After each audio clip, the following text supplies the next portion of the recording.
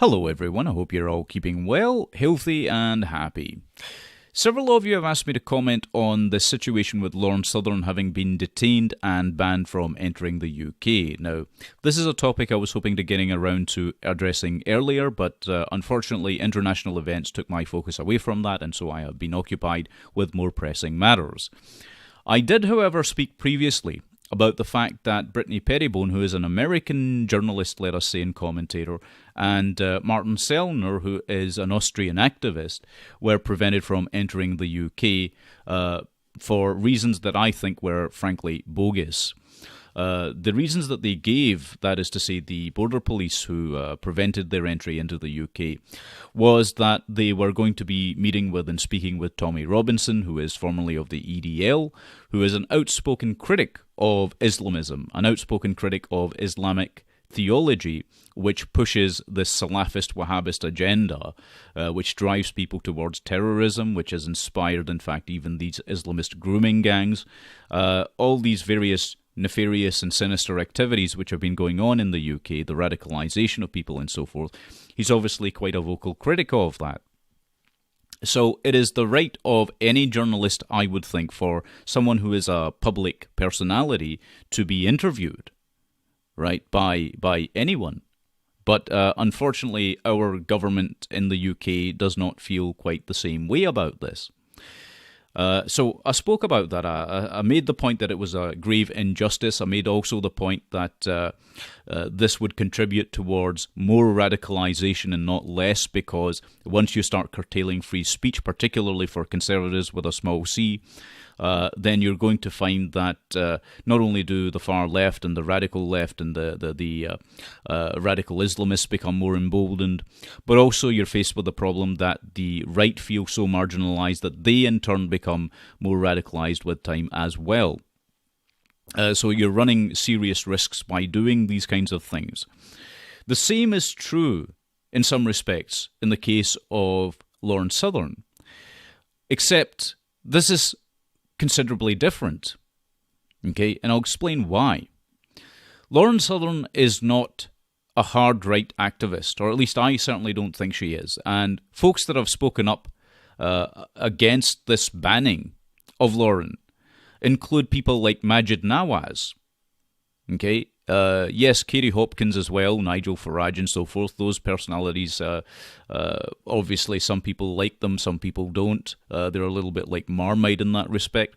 But overall and by and large, many people in the public arena, in the public eye, those on the left, those in the centre, those on the right, have all made the point that this kind of outright banning of journalists, which is what Lauren Southern fundamentally is a travesty. Okay, it's a slap in the face of free speech. Now, she was detained in Cali, of course. She was singled out whilst she was on the bus, apparently coming into the port. And so, you know, what is going on here? This is the big question. She was asked all kinds of strange questions during her time in detainment, the questioning process, this nonsense about whether she was Christian, how Christian she was, does she believe that it's okay to run people over, these nonsensical questions to gauge whether she was, well, obviously the questions were designed to test whether she was a Christian extremist. Now, here's the fundamental problem with that approach. You don't get Christian extremists overall in these Western countries, certainly. You don't get them, especially those who are Europeans, or in fact, Canadians or Americans. You don't get them going on mass jihadist sprees for their religion, right? That's the key difference, the key problem with the line of questioning that the border police were taking. Or rather, I think it was Kent Police, actually. Let me rectify that. So, Kent Police were asking her these questions, which are baseless. Because, first of all, she's a journalist, right? Second of all, you've got the problem that this is not someone on the far right. Okay, this is someone with conservative views, modestly conservative views insofar as what I can tell, not someone who deserves to be questioned or treated in these ways, right? So there are serious issues with the way that the UK government approached this, the Home Office approached this, the Border Police approached this, Kent Police approached this. All of these various lines, if you will, of border defence failed, quite frankly, in this case, to properly do their homework, to do their due diligence, and to make a reasonable judgment call. Now, the reason that they gave for banning Lauren was that she had participated in some form of racism in Luton, near London, in London, Greater London. Now, the problem with that kind of argument is that what Lauren did, the incident they're referring to, occurred last year, and it was to do with the fact that she was distributing leaflets that were provocative in nature, certainly, but were trying to highlight a problem that society has when trying to critique Islam. You see, and this is a general commentary I'm going to offer here, it's perfectly okay in larger society to be critical of Christianity. It's perfectly okay to be critical of Judaism. It's perfectly okay to be critical of Buddhism. But when it comes to Islam, Islam seems to get very special treatment. And this is why people find it odd and bizarre, and they're correct to bring this up. Now, the leaflets that she was distributing went along the lines of saying something like this, that Allah is a gay god, right? Now, this is obviously something that could be seen as being inflammatory to certain groups. That there's no doubt of that. There's no denying that. But at the same time, that was designed, that specific stunt, if you will, and it was a stunt. It was designed to provoke. It was designed to highlight this problem that we're talking about, where people can say these kinds of things about Christianity, but they can't do that with Islam. And the big question has to be why, in a society that has, or purports to at the very least, support free speech, be for free speech. And that's obviously not the case with all of these conservatives being banned from entering the UK, clearly. When we don't allow those people to voice their opinions or views. Lauren wasn't trying to radicalize anyone. She wasn't trying to encourage anyone to commit acts of violence in any way, shape, or form. There's never been, as far as I know, an instance where Lauren Southern has advocated for physical violence against anyone ever at all. So, I don't think these are reasonable accusations to make. The other major point about this is that Islam is not a race. Okay, the reason that they cited on the form that she was given by Kent Police was that she had been involved in a racist incident. But Islam is not a race. Okay, you get white Muslims, European white Muslims. People convert to that religion. Some people are born into it. Take a look at the Bosnian Muslims and so on. They're white as any other European, right? So it's not a case of racism. We've got white Muslims in the UK. We've got white Muslims in America. Islam also is not a race. I keep having to stress this, and many others seem to keep having to do that as well. It is a theology. It is an ideology, right? And the moment that you can't criticize bad ideas and bad ideologies, you have a very serious problem on your hands, because you are enacting, by default, blasphemy laws. Okay? So, this is just, as far as I can tell, complete lunacy on the part of the UK government, and the responsibility for this falls squarely on the shoulders of the Home Office, which is run by Amber Rudd. Now, if you look at her record, she has done a piss-poor job of defending the UK against real threats. Let me cite some examples here. When it comes to radical Islam, We saw numerous attacks in 2017 because of failings in border security. Those were people with real intentions to commit acts of violence. They hadn't been shy about it. They actually went out there and did those very acts, right?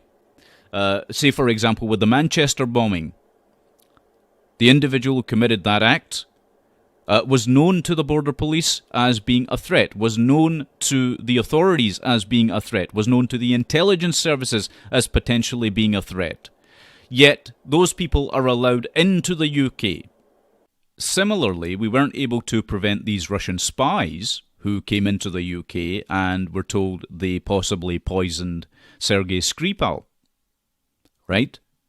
So, yes, the government is clearly, and the Home Office is clearly doing a piss-poor job of protecting the safety and security of the nation. Right? We're not stopping those very real threats from coming into the UK. No, we're stopping journalists and activists from coming into the UK. This is insanity, right?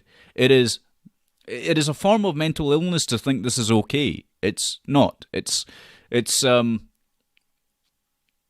gross injustice. It really is. The other thing I'd like to say in respect to this is that Islamist hate preachers are all too frequently allowed to come into the UK to preach their hate. Several of them, in fact, have been allowed to do so within the last year. The border police didn't stop them. They are radicalizing people. They are inciting people towards violence, and nobody seems to be that concerned about that. But if Lawrence Southern hands out leaflets, oh my goodness me, we have to step in and, what have you. Why? Why are we doing that?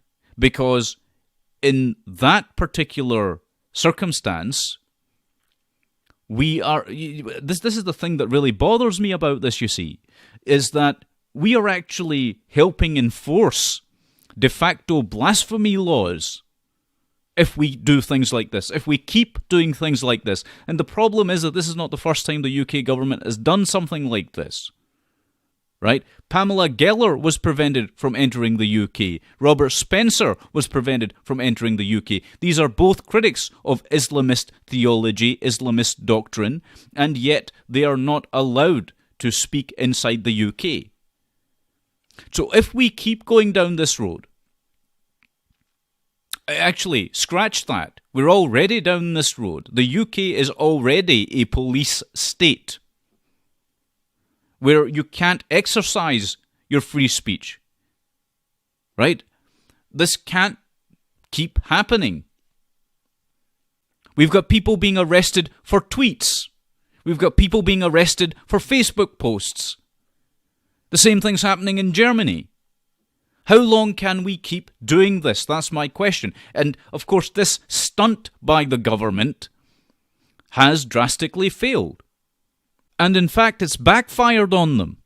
Right? Why? Because they misjudged. They misjudged the situation. Right? This was not someone who was advocating for violence. Now, I know I keep reiterating this point, but this is important for folks to grasp, right, if they don't already. Last year, on August the 5th, in 2017, there was an actual attack on a mosque inside the United States. See, that's an instance of right-wing extremism. Okay? There have been pipe bombs and all kinds of various things that have been used in attacks. Not only in the United States, things have been planned in the UK as well by some very, very dangerous groups. Okay? And those folks, well, we don't seem to be doing too much about them in real terms. Right? But we're going after journalists. We're going after people that are commentators. We're going after people that are activists who have problems with these open border, open door policies that governments are implementing. This is a perfectly legitimate criticism to level and to make at any government. Okay? It doesn't make anyone a bigot. It doesn't make anyone right-wing. If anything, you're probably somewhere in the centre, trying to advocate for centrist positions. Perhaps you're a civic nationalist. Perhaps you are slightly left of centre. Okay, perhaps you have some socialist inclinations. That's okay. You're allowed to air your opinions. That's what having a free society is all about, and the UK government doesn't seem to like that very much. We have already turned into a police state. This is a very sad state of affairs. You know, you've got this authoritarianism, this totalitarianism now very much in place. Anyway, I think I'm going to leave this video here. Except to say that, of course, we need to stand in opposition to the power of the state every time that it tries to encroach into the area of civil liberties. And it's done that time and time again, and we've just let it fly for too long. People have gotten so used to that, that there is a general malaise and apathy within many folks. But there will be a breaking point. There will be a breaking point. And when that breaking point is reached, then we are going to see things boil over if we are not careful. And this is why we need to stand up. It's an act of patriotism in a very real sense, actually, to stand up and oppose the power of the state when there is this kind of government overreach, when there is this curtailing of free speech, when there is this curtailing of people's rights and freedoms. So we have to keep doing that. We have to keep speaking out about these things, but more importantly, we have to take actions that matter as well. So I wholly support Lawrence Southern through this, and I would encourage everyone else to do the very same thing, because if we value our speech, if we value the right to speak, then we must champion those people who hold those same values and denounce those people that would seek to prevent that. Okay? Anyway, as I say, thank you very much for watching. Take good care of yourselves, and God bless every one of you.